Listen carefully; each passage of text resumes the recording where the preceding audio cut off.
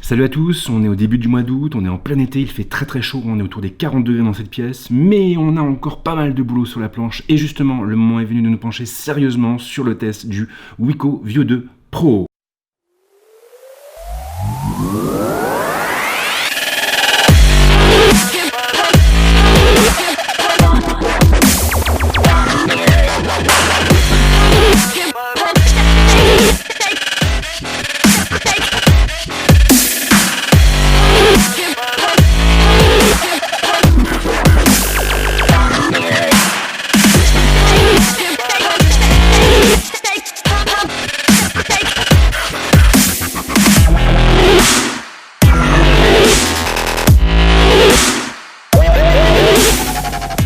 Wiko, comme chacun le sait, est une marque très décriée. Si ces téléphones sont arrivés à trouver leur place auprès du grand public et notamment auprès de nos adolescents, l'entreprise s'est également retrouvée au cœur de diverses polémiques durant ces dernières années, des polémiques qui avaient principalement trait à la solidité ou à l'évolutivité des appareils, mais également à leur provenance. En ce qui me concerne, je vais faire abstraction de toutes ces polémiques. Je ne suis pas là pour juger de la stratégie d'une entreprise, mais pour parler d'un produit en particulier. Et ce produit, c'est le Wiko View 2 Pro. Dans ce test, nous allons parler de pas mal de choses. On commencera par évoquer le design et l'ergonomie du téléphone, et puis on enchaînera ensuite avec son écran, son processeur, son autonomie. Et puis après, on parlera également de tout ce qui a trait à la photo et à la vidéo. Nous verrons d'ailleurs que le Wiko View 2 Pro nous réserve de belles surprises de ce côté-là. Et puis bien sûr, pour finir, on terminera avec la plateforme et ses fonctions. Du coup, nous avons un programme chargé et quelque chose me dit que ça va chauffer sévère.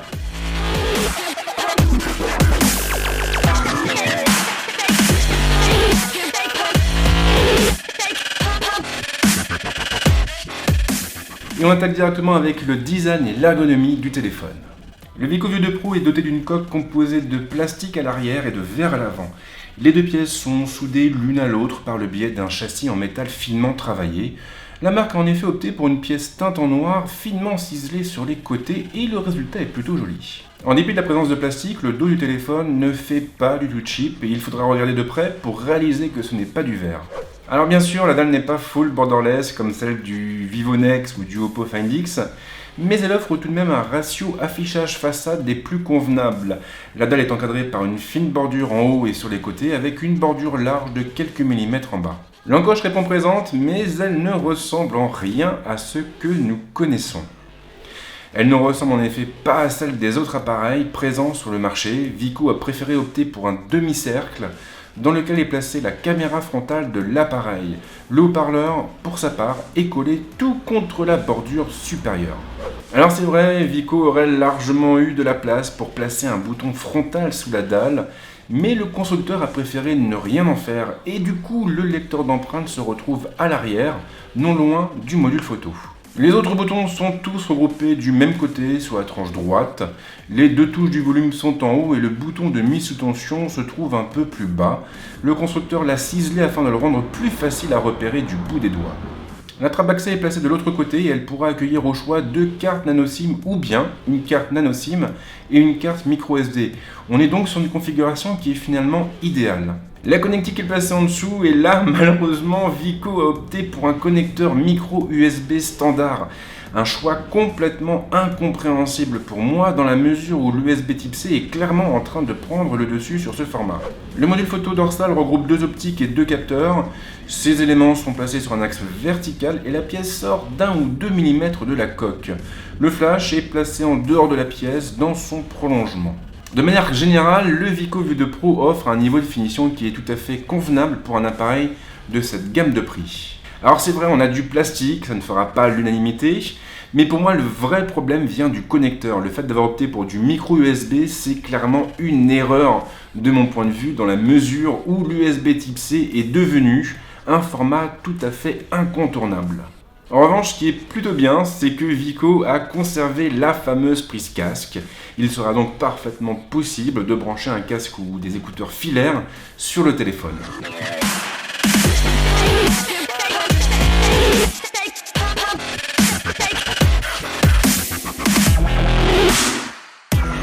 Alors le design c'est super, mais ça ne fait pas tout. Et justement, le moment est venu de parler de l'écran, du processeur et de l'autonomie du Vico View 2... Non, c'est pas lui. Du Vico View 2 Pro. L'écran pour commencer atteint une diagonale de 6 pouces et Vico a opté pour de l'IPS avec une définition de type HD+. On est donc sur une résolution en 1528 par 720. C'est clair, j'aurais préféré du Full HD, mais le constructeur a au moins eu la bonne idée d'opter pour une dalle de bonne qualité. Si elle n'offre pas des contrastes dignes de l'OLED, elle a au moins le mérite d'afficher des noirs vraiment noirs et une luminosité suffisante pour être utilisable en plein soleil. La colorimétrie n'est pas mauvaise non plus et Vico a en plus eu la bonne idée de mettre en place une fonction permettant de régler la température de la couleur. Les utilisateurs pourront donc paramétrer la dalle pour qu'elle affiche des tons plus froids ou bien plus chauds. L'éclairage nocturne est également de la partie et il sera même possible de le configurer pour l'activer automatiquement en soirée. Alors, pour une utilisation courante, la dalle du Vico View 2 Pro suffit amplement, mais qu'en est-il du multimédia ? Alors bien sûr, une définition en HD sur un écran de 6 pouces n'offre pas la même finesse qu'une définition en Full HD. Autant dire que c'est une question de logique. Les images sont donc un peu moins détaillées et on perd bien entendu de la netteté sur les contours des personnages ou des objets, mais également sur les textures. Maintenant, en dépit de cette définition un poil faiblarde, la dalle s'en sort bien et il sera tout à fait concevable de regarder le dernier épisode de sa série préférée sur le téléphone durant notre prochaine balade en RER ou en métro. En revanche, lorsque nous le ferons, l'encoche restera visible en toutes circonstances et cela veut dire que les images affichées seront toutes coupées. Avec une encoche plus traditionnelle, les constructeurs arrivent à tricher en créant virtuellement une marge à gauche, mais ce n'est pas le cas ici puisque l'encoche est un peu plus large. Pour animer son téléphone, Vico a porté son choix sur un Snapdragon 450 couplé à 4 Go de mémoire vive et à 64 Go de stockage qui sont bien évidemment extensibles par le biais d'une carte microSD comme nous l'avons vu juste avant. Alors on ne va pas se mentir, le Vico View 2 Pro est très loin d'être un foudre de guerre. Il s'en sort même beaucoup moins bien que le Xiaomi Redmi Note 5 qui lui est équipé d'un écran Full HD de 6 pouces et d'un Snapdragon 636. Maintenant, pour une utilisation courante, cette configuration suffira amplement et vous pourrez tout à fait profiter de vos mails, de vos réseaux sociaux et même de vos contenus multimédia sur cet appareil. Par contre, si vous espérez pouvoir jouer aux titres les plus gourmands avec un maximum de détails, alors il faudra repasser ou vous diriger vers un autre appareil. Pour éviter les latences, il faudra en effet jouer avec les graphismes, les mettre au minimum, et même là, il faudra composer avec quelques ralentissements de temps à autre, notamment dans les environnements les plus peuplés. Alors la chauffe ne semble pas non plus très bien maîtrisée, le téléphone aura effectivement tendance à chauffer lorsqu'il sera très sollicité, et donc dans les jeux les plus gourmands ou encore en capture de vidéo. Maintenant, ce problème n'impacte pas le fonctionnement du téléphone. J'ai pas eu de coupure, j'ai pas eu de ralentissement particulier et j'ai même pu continuer à filmer alors que le téléphone était en train de chauffer. Le Vico View 2 Pro est équipé d'une batterie de 3000 mAh et pour être honnête, j'avais très peur du résultat. Étrangement, le téléphone s'en est bien sorti durant mes tests, il pourra donc tenir une journée sans trop de difficultés. En faisant très attention, en désactivant les services qu'on n'utilise pas et en réduisant la luminosité de la dalle, on pourrait espérer tenir une journée et demie. Et on termine cette partie du test avec le modem. Fidèle à mes habitudes, j'ai testé le Vico View 2 Pro avec NPerf et mon abonnement Free Mobile cette fois, afin d'évaluer ses performances sur le terrain de la connectivité réseau. Et là, le bilan est plutôt mitigé. Après avoir fait tourner la solution plusieurs fois, j'ai obtenu une moyenne et elle n'est pas terrible. En gros, le téléphone a atteint les 27 mégabits par seconde en réception, les 4 mégabits par seconde en envoi et les 45 millisecondes en latence, avec un score de 75% en vidéo et de 85% en navigation. On a donc un score total qui tourne autour des 60 000 points et qui est tout de même bien en deçà de la moyenne.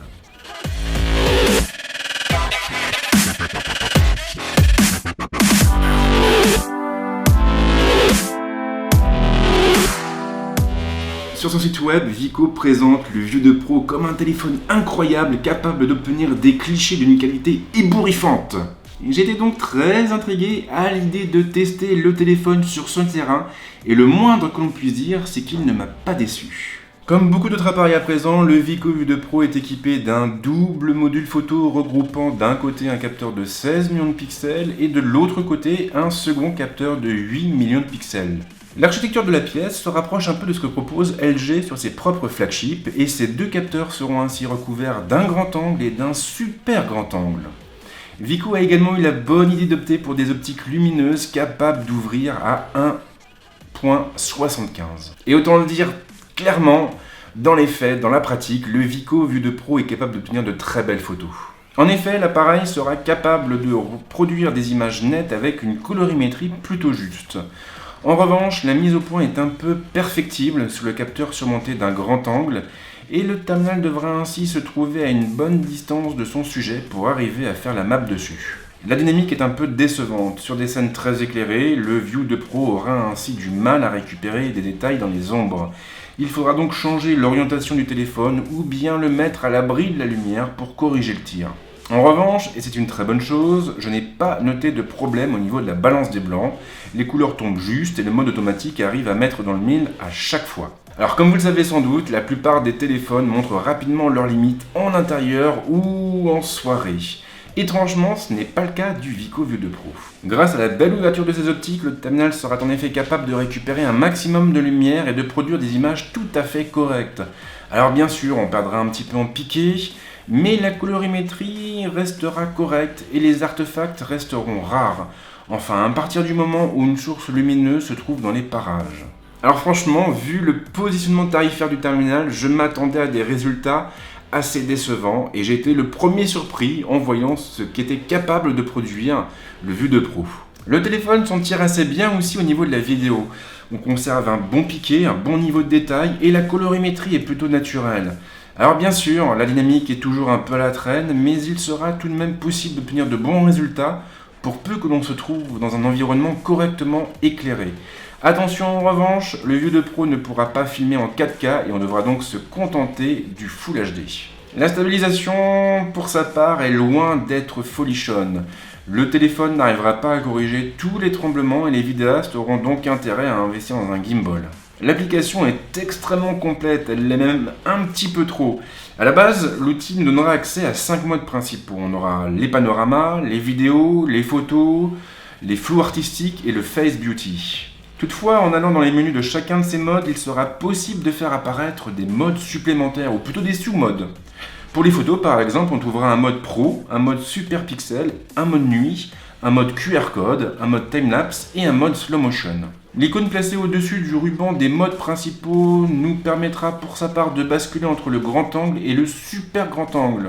Derrière, on trouvera également toutes les options habituelles comme le HDR ou encore les filtres. Le Vue2 Pro se débrouille aussi bien pour les selfies, il sera même capable de gérer des flous d'arrière-plan pour faire ressortir notre charmante trombine.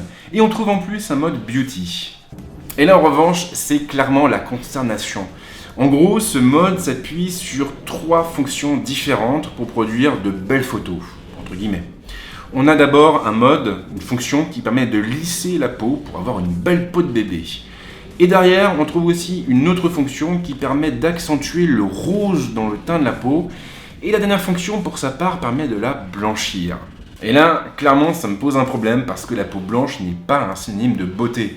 On peut avoir la peau noire, on peut avoir la peau jaune, on peut avoir la peau rouge et être un canon de beauté. Ça n'a absolument rien à voir.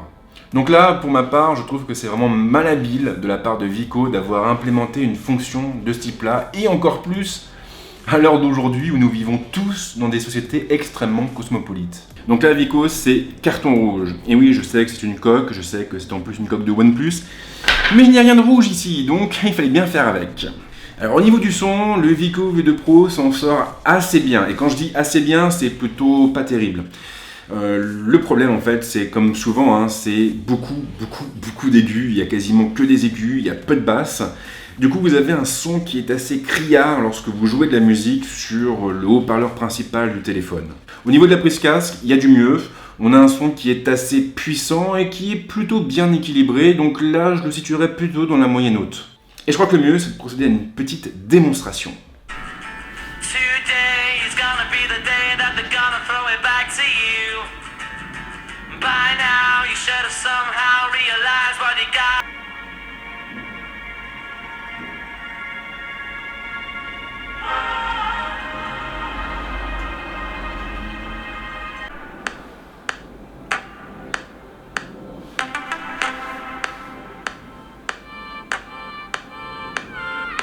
Don't want to settle for the wrong life.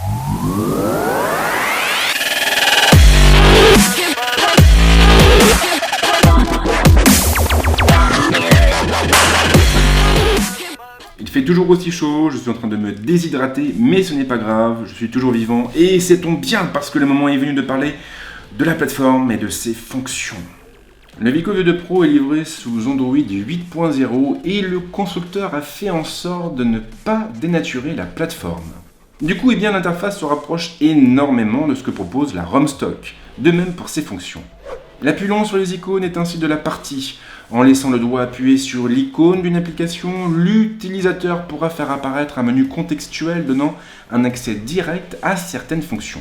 En passant par le multitâche, il sera également possible de tirer une fenêtre vers le haut pour afficher ensuite deux applications côte à côte. Il est en revanche impossible d'épingler une vidéo à l'écran. YouTube et Netflix m'ont tous les deux refusé cet insigne honneur. Il faut avouer que c'est un petit peu dommage. Parmi les choses un peu agaçantes, on peut également citer le widget du lecteur vidéo. Si vous écoutez Spotify par exemple, alors un bandeau viendra s'accrocher en haut de l'écran. Par-dessus la barre de navigation, son horloge et toutes les autres informations. Et le problème, c'est que ce widget, il restera visible en permanence, sauf si vous désactivez la notification. Pas grand chose à dire au niveau de l'utilisation en revanche.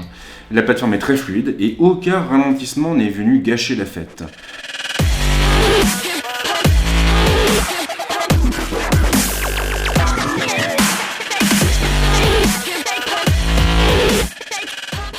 Alors, que peut-on dire au sujet du Vico V2 Pro ? En dépit de sa coque en plastique, le téléphone a une allure plutôt soignée, on a de belles finitions, et le côté un peu plastoc, on ne le ressent pas lorsqu'on a le téléphone en main. La seule chose qui me gêne, vous le savez, c'est le connecteur. Après 15 minutes passées à vous parler en vidéo, je ne comprends toujours pas pourquoi Vico a opté pour du micro USB. C'est pour moi une énigme, un mystère. J'aurais vraiment préféré retrouver de l'USB type C, et là vraiment je trouve ça très dommage. Alors pour l'écran et la puissance, bon c'est clair, on n'est pas sur un flagship, on est sur un téléphone qui se positionne entre l'entrée et le milieu de gamme, mais on reste tout de même sur une configuration qui nous permettra de profiter au mieux des applications disponibles sur le Play Store. Au niveau des jeux par contre, on sera très vite limité, et si vous êtes un gros gamer, il vaudra mieux investir sur un autre téléphone.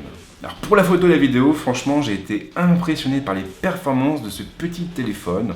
On peut obtenir de très très belles images et la complexité de l'application n'est pas forcément un défaut puisqu'elle nous permettra aussi de laisser libre cours à notre créativité. Alors au niveau de la plateforme, on n'a pas de surcouche réelle, on est vraiment sur quelque chose de très épuré, de très minimaliste. On est presque sur une ROM stock et ma foi ce n'est pas une mauvaise chose puisque du coup le téléphone, ses fonctions seront bien plus accessibles que chez certains concurrents. Le vrai problème, finalement, c'est le prix de vente du téléphone.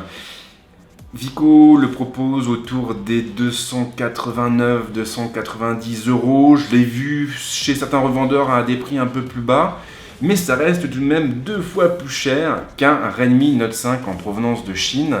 Et là, ma foi, c'est un véritable problème. Car du côté de Xiaomi, on trouve un écran Full HD, on trouve aussi un Snapdragon 636 et une batterie de 4000 mAh. Si vous voulez le fond de ma pensée, je pense que Vico aurait tout intérêt à descendre rapidement le prix de vente du V2 Pro. Parce qu'à ce tarif, il n'est pas dit qu'il rencontre son public. Bref, je vais m'arrêter là, j'espère que cette vidéo vous a plu. Si c'est le cas, bien sûr, petit like. Et puis en plus du petit like, abonnement. Et puis en plus de l'abonnement, la cloche.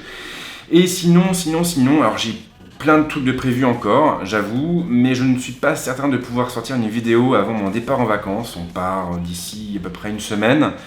Du coup, ça risque de faire un petit peu court parce que les vidéos qu'il me reste à produire sont des vidéos de test. Et ces vidéos de test me prennent beaucoup de temps en préparation, en tournage et en montage. Bref, je fais au mieux, mais en tout cas, si on ne se revoit pas d'ici là, je vous souhaite de passer de très bonnes vacances. Ciao!